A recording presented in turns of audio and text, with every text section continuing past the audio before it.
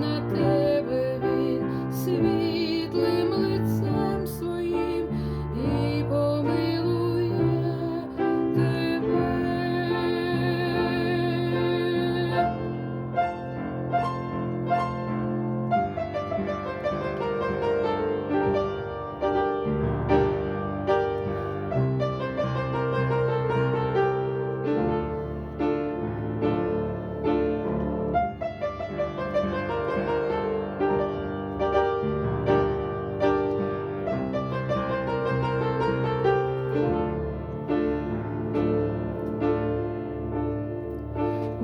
Нехай благословить тебе Господь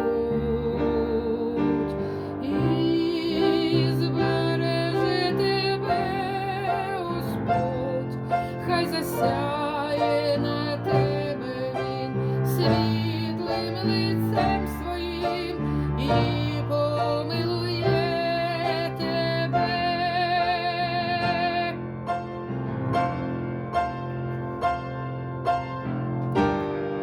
Хай зверне на тебе Бог лиця